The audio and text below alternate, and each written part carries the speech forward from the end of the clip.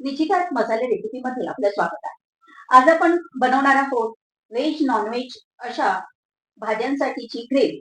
प्रत्येक गृहिणीला ती ग्रेव्ही वापरून पटकन स्वयंपाक करता येईल. जॉब करणाऱ्या लेडीजसाठी तर हे काम अगदी सोपं होऊन जाईल. ही ग्रेव्ही आपल्याला स्टोअर करूनही ठेवता येते. तर ती आपण चिकन मध्ये, मटन मध्ये, राजमा, छोले किंवा व्हेज भाज्यांमध्ये, मिक्स व्हेज, मटार, पनीर, कोफ्ता अशांमध्ये ही ग्रेव्ही यूज करता येते. ही ग्रेव्ही यूज केल्यामुळे किंवा वापरण्यात आल्याने आपली रेसिपी झटपट होते आणि तेवढी ती डिश पण टेस्टी लागते. अगदी ही डिश आपण बाहेरून हॉटेलमध्ये जशी खातो त्या स्वरूपात ही डिश होते. तर त्याचं साहित्य पाहूयात आपण. हे आपण कांदे घेतलेले आहेत. हे 3 कांदे मध्यम आकाराचे घेतलेत आणि ते आपण कापून घेतलेले आहेत. टोमॅटो घेतलेले आहेत. तेही 3 घेतलेले आहेत. पक्के टोमॅटो 3 मध्यम स्वरूपाचे आपण कापून घेतलेले आहेत. आता इथे आपण हे अर्धा टेबल स्पून मिरी घेतलेला आहे आणि ही दालचिनी घेतलेली आहे. इथे आपण ही 25 ते 30 असे काजूचे तुकडे घेतलेले आहेत. 1 चमचा आपल्याला काश्मीरी मिरची पावडर घ्यायची आहे. इथे आल्याचा तुकडा घेतलेला आहे आपण आणि लसूण घ्यायचा आहे आपण सोलून 25 ते 30 पाकळ्या. पण इथे माझ्याकडे ही लसणाची पावडर आहे तर ती यूज करणार आहे मी. आणि तेल लागणार आहे आपल्याला. 4 ते 5 आपल्याला मोठी वेलची घ्यायची आहे. 1 चमचा जिरं घ्यायचं आहे. 1 चमचा धणे घ्यायचे आहे. एक मगज बी घेतलंय आपण हे 1.5 चमचा. इथे 4 ते 5 लवंग आहेत आणि एक आपण हे चक्री फूल घेणार आहोत. त्यानंतर हळद घ्यायची आहे 1 टेबलस्पून आणि हे आपल्याला कोथिंबिरीच्या डंठल घ्यायच्या आहेत मधल्या अशा स्वरूपाच्या पोळ्या पोळ्या त्या काड्या घ्यायच्या आहेत. आता हे साहित्य आपण सर्व पाहिलं. आता आपण ते ग्रेव्ही करायला घेऊया. आहे आपण कापण्यासाठी आणि आता त्यामध्ये तेल घालून घेऊया.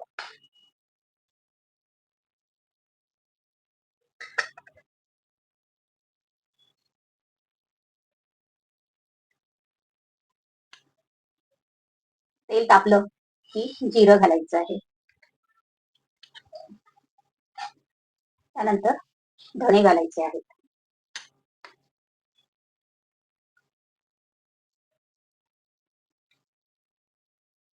त्यानंतर आपण कांदा घालून घेणार आहोत.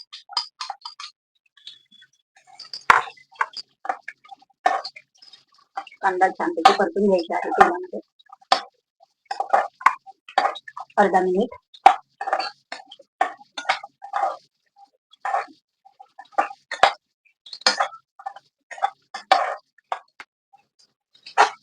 छानपैकी कांदा परतलेला दिला आहे. त्यामध्ये आता आपण टोमॅटो घालून देणार आहोत.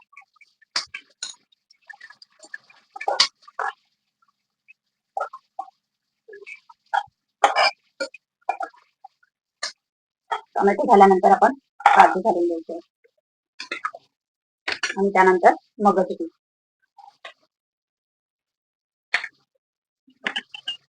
दोन हिरव्या मिरच्या त्याही घालायच्या आहेत आणि सर्व आपण परतून घ्यायचं.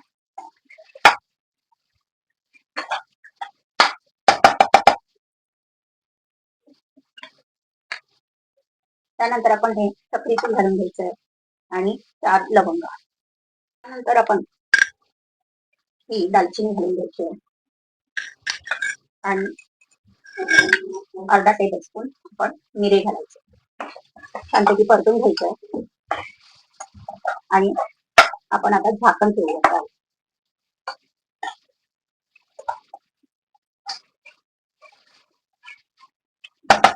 1 मिनिट आपण परतून घेणार आहोत.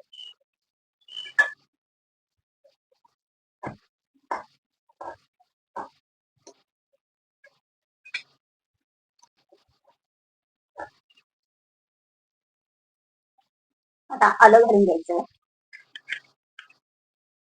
आणि 2 मोठ्या वेलच्या मसाला मिक्स करून घ्यायचं. 2 मिनिटं आपण झाकण ठेवून शिजवून द्यायचं आहे. पाहू शकता खूप छान असे शिजून झालेलं आहे. आणि आता त्यामध्ये आपण ही कोथिंबीरची दांडा काढून घ्यायची. गॅस बंद करूया आणि हे थंड झाल्यानंतर मिक्सर मध्ये बारीक करून घ्यायचं. मिक्सर मध्ये बारीक वाटण्यासाठी ठेवूया.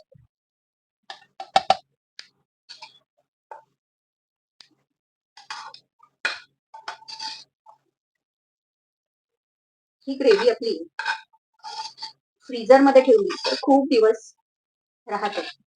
एअरटाईट डब्यामध्ये ते ठेवून द्यायची.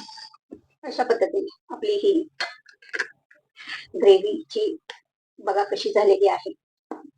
अगदी स्मूथ अशा स्वरूपात व्हायला हवी.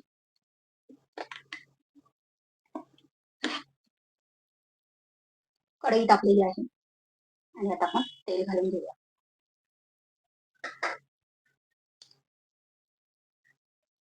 तेल तापलं की आपण ही दालचिनीचा एक तुकडा, मोठी वेलची आणि मिरी छानपैकी परतून घ्यायचं.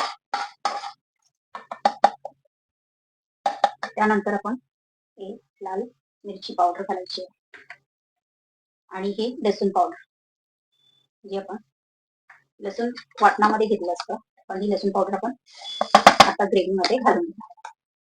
आता मिक्स करून द्यायचं.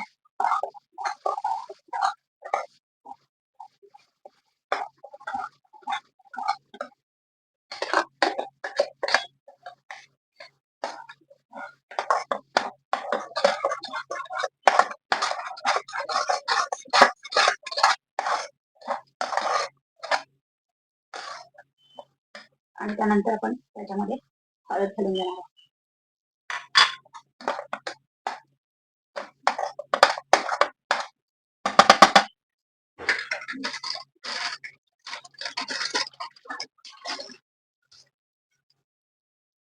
आता आपण थोडं मीठ घालायचं आहे. जी ग्रेव्ही छान टिकते.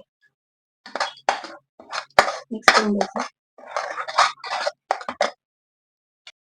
पाहू शकता अशा प्रकारे आपली ग्रेव्ही तयार झालेली आहे. आता आपण गॅस बंद करू आणि थंड करून घ्यायची आहे. ही ग्रेव्ही नक्की करून पहा. 1 महिना फ्रीजर मध्ये छान राहते. त्यामध्ये कुठलीही भाजी तुम्ही करून मला कमेंट करून नक्की कळवा तर कशी ही ग्रेव्ही झाली आणि तुमची भाजी ही कशी वाटली तुम्हाला. तर ही ग्रेव्ही कशी झाली हे कमेंट करून तर सांगालच, पण लाईक करायला विसरू नका. मस्त खा, हेल्दी राहा. पुन्हा भेटू नवीन रेसिपी मध्ये.